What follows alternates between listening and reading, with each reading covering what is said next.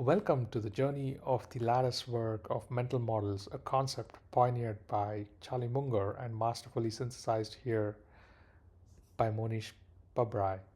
In this presentation, we are going to explore 20 fundamental frameworks designed to create escape velocity for both your capital and your human potential.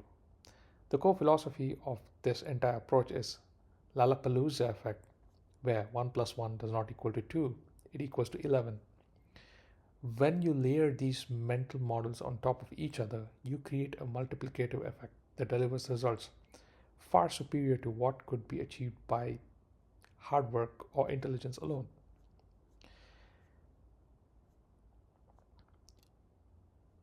There are situations when the smartest people struggle because they lack a cohesive framework.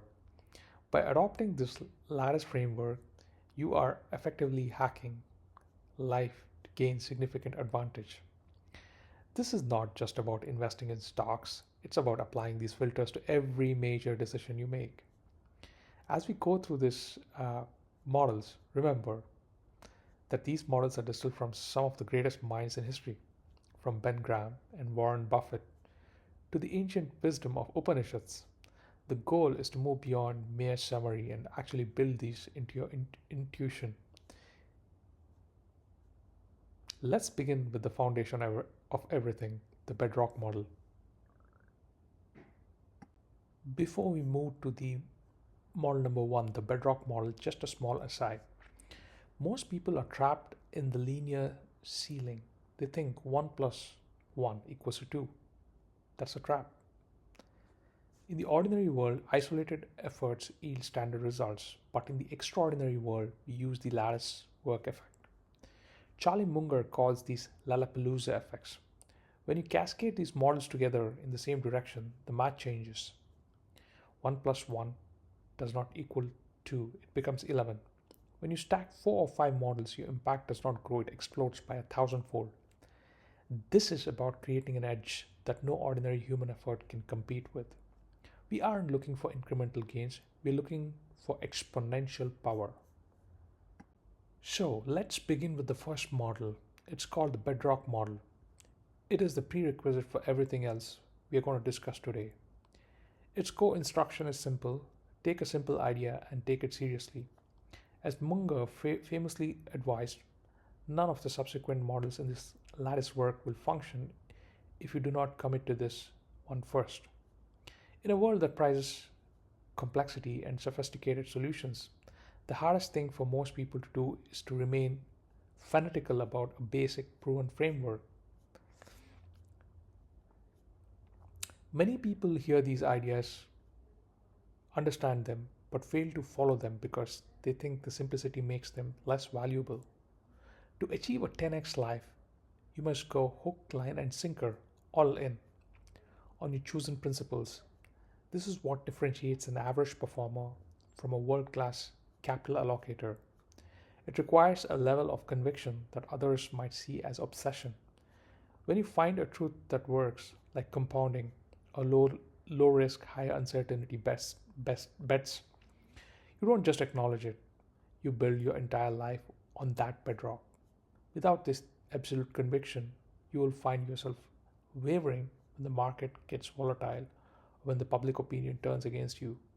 The bedrock is about staying the course when it's difficult, which is the only way to reap the long-term rewards of these models. Let's go to Model 2, the Graham Trinity. Benjamin Graham provided 3 core tenets of intelligent investing, which we call the Graham Trinity. The first pillar is viewed as an asset as a business. You aren't just buying a ticker symbol, you're purchasing a piece of the underlying enterprise. In your 10x life, this means treating your skills and time as equity you're investing, not just labor you're renting out. The second pillar is that Mr. Market serves you. Mr. Market is an emotional, often irrational business partner who offers you prizes every day. Graham's insight was that you should never let this mood advise your decisions. Instead, you should exploit the volatility. Public opinion is a tool, not a mentor. The third pillar is the margin of safety. This is the buffer you build in for the unknown. You only buy when the price is significantly lower than the intrinsic value, ensuring that even if you're wrong or the future is slightly worse than expected, you won't lose your capital. Mohnish Pabrai warns, however, not to overdose on Graham. While these three pillars are essential, relying solely on Graham 1930 era strategy can prevent you from holding on to the truly great businesses that create massive wealth. You take these core principles and then layer the wisdom of Munger and Buffett on top. Model 3, the 20 punch card. You only get approximately 20 major bets in a lifetime. Warren Buffett's 20 punch card is a model of extreme selectivity. Imagine that at the start of your life, you are given a card with only 20 shots, and every major commitment you make, financial or personal, use up one punch. Once the 20 slots are gone, you can never make another major bet again. If we lived by this rule, we would be incredibly careful about where we put our energy. The model teaches us fast is slow and slow is fast. By slowing down and waiting for the fat pitch, you avoid the gin and rummy game of constant mediocre trading. In an investing lifetime of 70 or 80 years, this equates to making only one significant bet every 3 or 5 years. This hyper-selectivity is what creates massive value.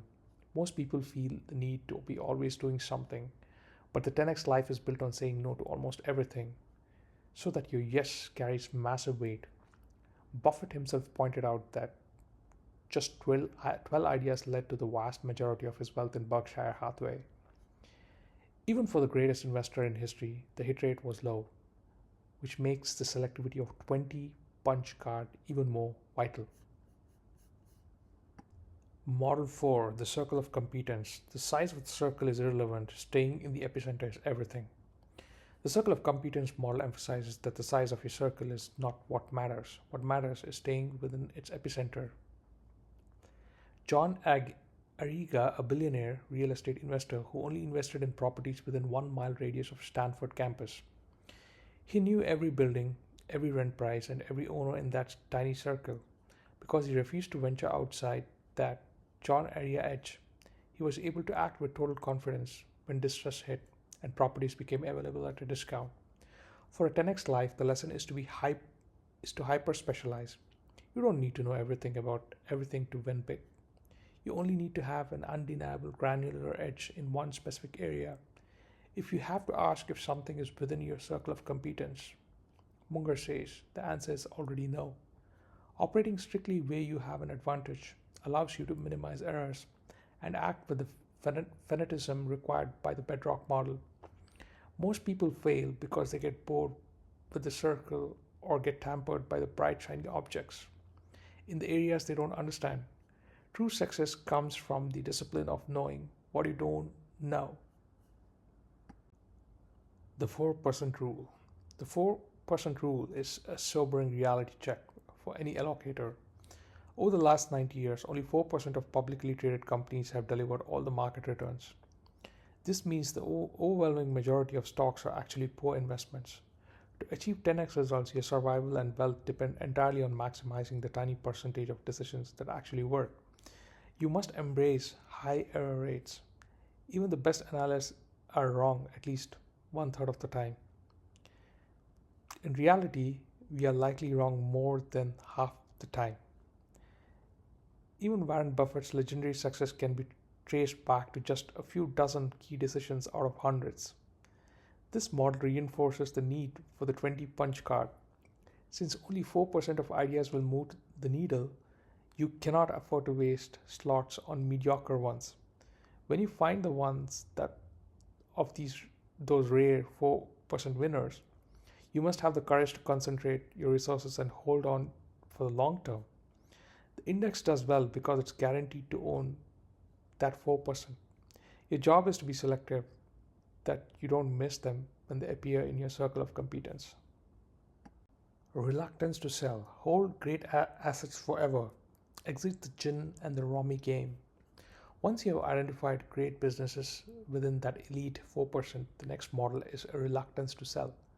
This is a major departure from Ben Graham's buy low and sell at fair value approach. Munger influenced Buffett to move towards holding great assets forever. The example cited is Coca Cola, which Berkshire has held for 38 years. In a 10x life, you must exit the gin and the rummy game of constant trading. This applies to your time and energy as much as your capital. Every time you sell a compounding machine to buy something else, you reset the clock and pay taxes or friction costs. You should only abandon a compounding vehicle if the foundational thesis completely breaks.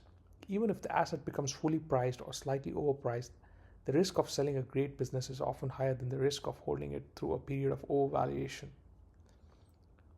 Most fund managers fail to achieve legendary returns because they cut the flowers too early. If you have a vehicle that's working, just stay with it.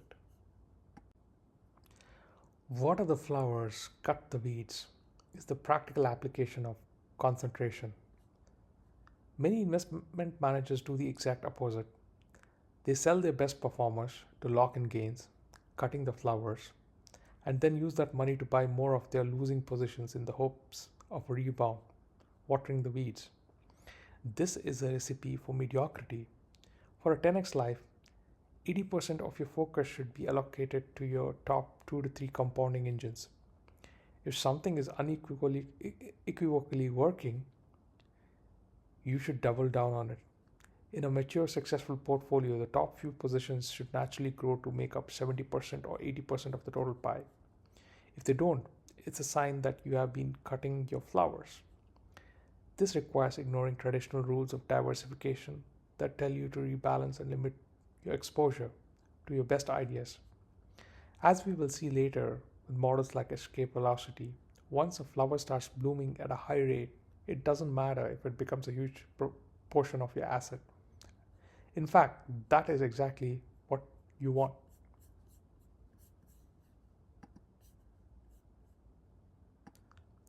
This is a very important model, the Shameless Cloner. There are no original ideas, and that your own brain is actually a dangerous place to generate original ideas. Instead of trying to be a genius, you should remove your ego from the equation and rigorously clone the systems and framework that are already working for the world's best. Almost every investment in Pabrai's portfolio was cloned from someone else. If a brilliant mind like Warren Buffett or Charlie Munger has spent decades perfecting a method, why would you try to reinvent the wheel? The official reproduction mechanism shown on the slide represents the process of taking a proven master idea and creating a clone portfolio idea from it. This isn't just about stocks, it's about life processes, business models, and even habits. By becoming a shameless cloner, you bypass the expensive and time consuming trial and error phase and jump straight to the high probability success wagon. If you are going to be a shameless cloner, you must filter your inputs ruthlessly.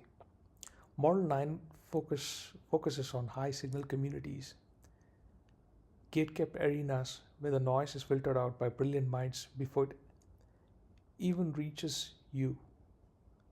Resources such as Value Investors Club, Data Roma, and SumZero.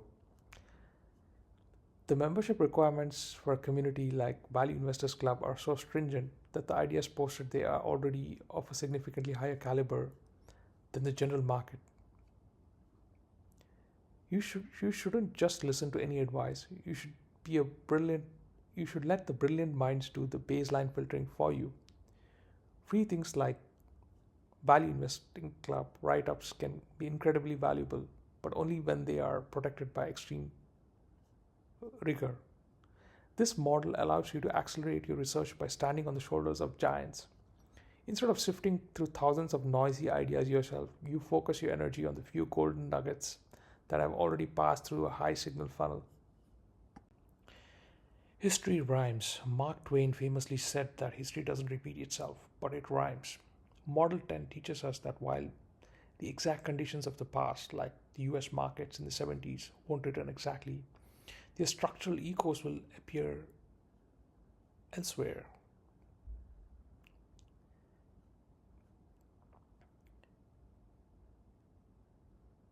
The structural ethos of early 1980s US market is prevalent in the modern day Turkey. The disparity between the price and value in Turkey today rhymes with the opportunities Buffett faced decades ago. You shouldn't wait on for the past to return to your doorstep. Instead, you should look across different geographies, industries, and areas to find the next asymmetric edge. By understanding the pattern of how markets and humans behave, you can identify a rhyme when you see it, even if it's completely different in different context than the original event. This global perspective prevents you from becoming frustrated when your local market is too efficient. Model 11 is a filter for simplicity. The 10-year-old test. If you cannot explain your investment thesis of life or life strategy in 4 simple sentences to a child, it's a useless idea and you should pass immediately. Complexity is the enemy of margin of safety. If a thesis requires convoluted justification, an Excel spreadsheet, or dense jargon, the foundational edge is likely fragile. A truly 10x idea should be mathematically obvious at a glance. The slide illustrates simplicity engine where a mess of complex data is distilled into 4 clear points. A foundational idea, the core concept in plain language, something easy for the child to understand, and a clear, simple explanation. If you find yourself struggling to explain why you are doing something, you probably don't understand it well enough, or the idea itself is fundamentally flawed. Simplicity brings clarity and reduces the chance of making a catastrophic error. The rope model is about psychological survival. When you're at the bottom of a deep well, rationalism can sometimes lead to despair. In those moments, you need a temporary suspension of reality to act as a rope to pull yourself out. So, during the 2008 financial crisis, the fund Mohnish Pabrai was managing was down 67%. He and then he used this model. He ignored the trading prices and created an Excel sheet showing what the assets were actually worth based on intrinsic value. This rope of extreme positivity gave him the mental strength to stay the course. When everything seems to be falling, you must manufacture your own rope. This isn't about being irrational forever, it's about using intentional delusion as a survival tool until you can reach a point where rationalism is useful again. This is the reality distortion field that Steve Jobs used to build Apple. Model 13 combines the concepts of escape velocity and absolute quality. Nick Sleep, who put his entire wealth into just 3 high-quality companies, Amazon, Costco, and Berkshire Hathaway. The traditional rules of diversification fail once you hit the escape velocity. Once you lock onto an ultra-high quality compounding machine, intense concentration is actually the safest mathematical path.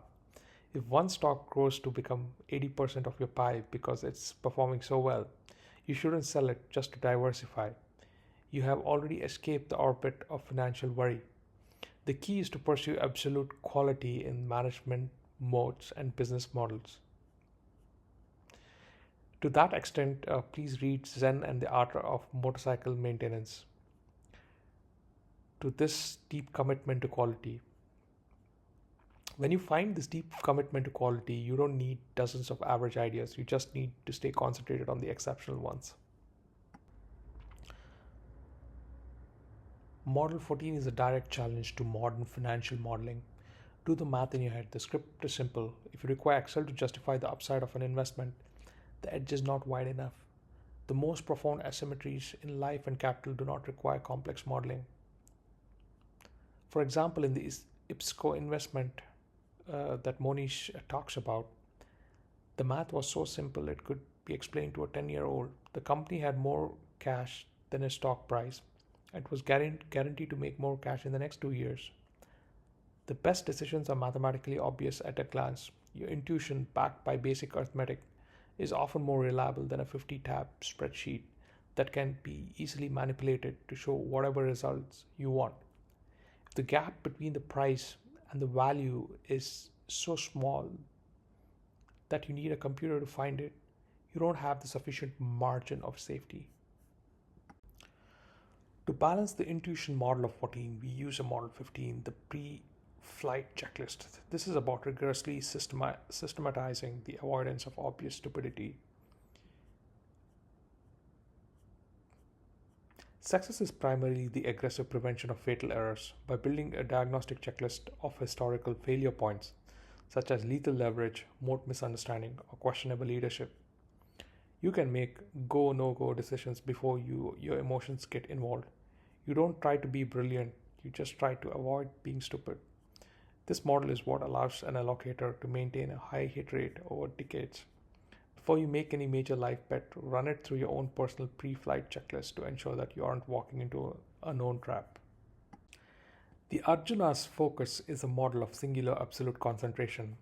Drawing from the ancient Indian story of master archer Arjuna,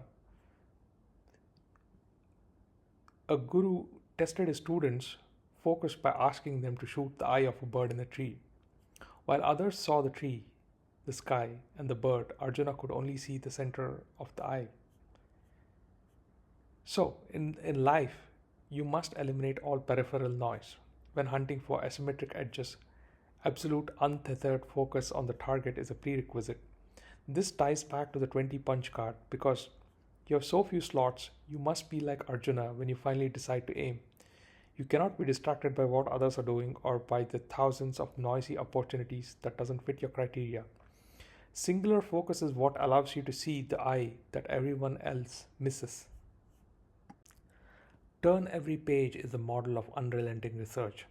It's inspired by Robert Caro, the legendary biographer, and Warren Buffett's childhood habit of picking up every discarded racetrack ticket to find a winner. Wealth is often hidden in the unglamorous fine print. The greatest informational asymmetries live in these dense, boring places everyone else refuses to look, such as Moody's manuals, the Japan Company Handbook, or SEC footnotes. So, in an incident, Pabrai apparently recounts seeing the Japan Company Handbook on Buffett's desk, even when the billionaire was in his late 80s. To get a 10x advantage, you must be willing to do the scut work that others find tedious. You read the footnotes, you turn every page, and you look for the needle in the haystacks. This level of preparation is what gives you the conviction to act when a simple, obvious opportunity finally appears. Model 18 is perhaps the most profound. Your deepest desire is your destiny. Distilled from the Upanishads, this model states that your filter dictates your reality. Whatever you fanatically look for is exactly what you will manifest. If you set an absurdly specific high bar desire, your brain will subconsciously map the path to find it. If you truly desire to find stocks at a PE of 0.1, you will find them. This model applies to every area of your life. If you have the faith and go all in on your deepest desires, you create a psychological drive that overcomes almost any obstacle. However, this only works if you are fanatical. If your desire is vague or lukewarm, your deeds and destiny will be equally mediocre. A 10x life starts with a 10x desire. Despite the importance of individual focus, Model 19 teaches us that you should never act without running your ideas through a high caliber peer. This is the sounding board. Even Charlie Munger, one of the smartest men to live, always had someone to talk to, most notably Warren Buffett. External validation neutralizes internal bias. You must build a tight filter of trusted, exceptional peers to stress test your high conviction ideas. This isn't about seeking consensus, it's about finding someone who is smart enough to tell you why you might be wrong. If an idea can survive the trust peer challenge after passing through your own internal filter, it is much more likely to be a winner. The final model in this set is the mistress illusion, the psychological trap where what you don't own always looks hotter than what you do own. In reality, the the compounding asset you already understand and own is often much better than the mistress, the shiny new unknown distraction. You must avoid these optical illusions of value. It is easy to get bored with the steady compounder and be tempted by new stock or business ideas that seem brighter. However, the new idea often has hidden risks that you haven't discovered. The discipline to stick to the core and not abandon deeply understood compounding assets for the hollow distractions.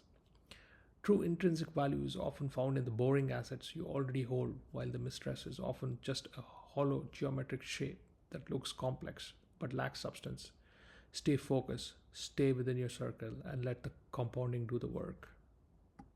Just to add another model outside the 20 models, belief precedes capability.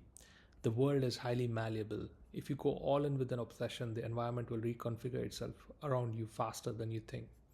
It starts with a desire. Your deepest hunger dictates your trajectory. The desire fuels your will, which drives your deeds, and your deeds create your destiny. You do not need to be an expert to start. If you have the passion and the drive, and the capability will follow. Your deepest desire is your destiny. Stop waiting for the now and start with the why. As we wrap our journey through the latticework of mental models, it is essential to return to where we began, the Lollapalooza effect. We have explored 20 distinct frameworks, from the foundation Bedrock Model to the psychological nuances of the mistress illusion.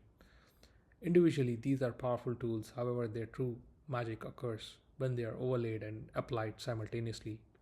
When you combine extreme selectivity with the high signal community, a deep circle of competence, and a fanatical adherence to a pre-flight checklist, you don't just get incremental improvement, you get 1 plus 1 is equal to 11, a multiplicative leap in results that allows you to achieve escape velocity for your capital and your potential. The single biggest reason that people fail to achieve these 10x results is not a lack of intelligence, but the failure to follow the Bedrock model. Most people hear these simple ideas, acknowledge them as common sense, and then immediately discard them in the favor of something more complex or sophisticated. To truly win, you must be fanatical. You must be the person who takes these simple ideas and follows them when everyone else is distracted by the noise of the market. This requires the deliberate action and the willingness to go to extreme where others feel uncomfortable. To continue your education and refine your own personal lattice work, I highly recommend 3 specific resources mentioned: Poor Charlie's Almanac, Robert Cialdini's Influence, and Kevin Kelly's Excellent Advice for Living. These works provide the raw material needed to further populate your mental repertoire. Remember that your deepest desire is your destiny. If you fanatically look for asymmetric opportunities and hold on to your flowers, with the focus of Arjuna, the path to 10x life will manifest itself. As you move forward, don't try to be brilliant, just focus systematically, avoiding stupidity. Turn every page, read the footnotes, and wait for the rare trip to the pie counter. When you find your flower, load up, don't drop the pie, and let the incredible power of compounding do the rest.